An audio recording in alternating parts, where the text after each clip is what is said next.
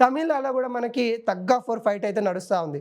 ముఖ్యంగా టీవీకే విజయ్ గారు వచ్చిన తర్వాత పార్టీ మొదటిసారిగా పోటీ చేస్తున్నప్పుడు ఎవరు కూడా అంత ఊహించినంత ప్రజా ఆదరణ, ఫ్యాన్స్ ఫాలోయింగ్ ఆయనకి ఎప్పటినుండో సినిమా నుండి ఉన్నప్పటికి కూడా అంటే తమిళనాడు రాజకీయాలు కూడా సినిమాతోని చాలా ముడిపడి ఉంటాయి.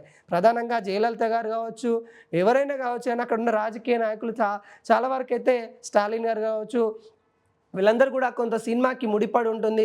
అక్కడ సినిమా ఎక్కువ ఆదరిస్తూ ఉంటారు తమిళనాడు ప్రజలు. ఆ విధంగానే చాలా వరకు రాజకీయాలకు వచ్చి రాజకీయాలలో కూడా చాలామంది సక్సెస్ అయిన పరిస్థితులు కూడా మనం చూసాం.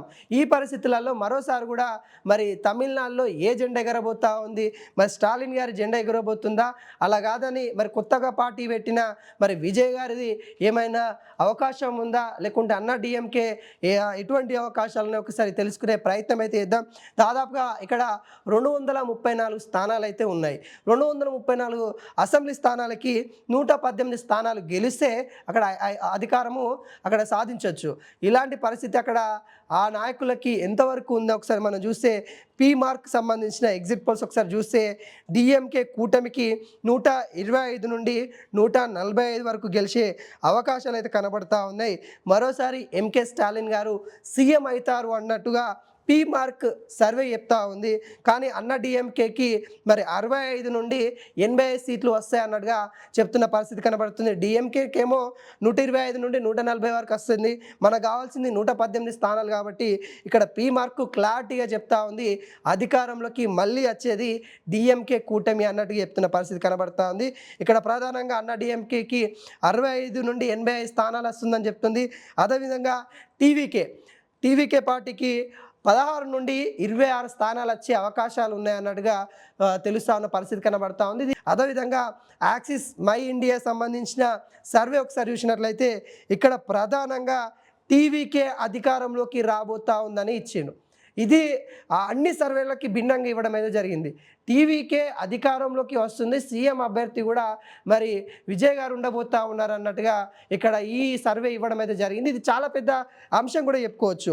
యాక్సిస్ మై ఇండియా అనే సర్వే ఎగ్జిట్ పోల్స్ ఏదైతే ఉంటుందో ఆ ఎగ్జిట్ పోల్స్ అనేది కూడా దాదాపుగా మరి టీవీకే పార్టీ 98 నుండి 120 స్థానాలు గెలుస్తూ ఉందని చెప్పడం ఇది చాలా పెద్ద అంశంగా మనం అయితే చూడొచ్చు. ప్రజా పోల్ సంబంధించిన ఎగ్జిట్ పోల్స్ ఒకసారి చూస్తే ఇక్కడ డిఎంకే అన్న డిఎంకే మాత్రమే వాళ్ళ ఎగ్జిట్ పోల్స్ ఇవ్వడం జరిగింది.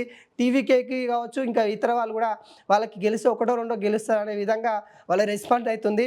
ఇక్కడ డిఎంకే సంబంధించిన వాళ్ళు దాదాపుగా 148 నుండి 168 స్థానాలు గెలిచే అవకాశాలు ఉన్నాయి. మరి అన్నా డిఎంకే వాళ్ళు 61 నుండి 81 గెలిచే అవకాశాలు ఉన్నాయన్నట్టుగా చెప్తున్న పరిస్థితి కనబడతా ఉంది. ఈ రెండు పార్టీల మధ్యనే ప్రధానంగా పోటీ ఉంటుందన్నట్టుగా చెప్తా ఉన్నారు. అదేవిధంగా పీపుల్ పల్స్ కూడా చూసినట్లయితే ఇక్కడ డిఎంకేకి మరి జై కొట్టినట్టు కూడా కనబడతా ఉంది. 125 నుండి 145 స్థానాలు గెలిచే అవకాశాలు ఉన్నాయన్నట్టుగా మరి పీపుల్ పల్స్ చెప్తా ఉంది. దాదాపుగా అన్నా డిఎంకేకి 65 నుండి 80 స్థానాలు మాత్రమే వస్తుంది. టీవీకేకి 25 స్థానాలకి పరిమితమయ్యే అవకాశాలు ఉన్నాయన్నట్టుగా చెప్తున్న పరిస్థితి కనబడుతుంది.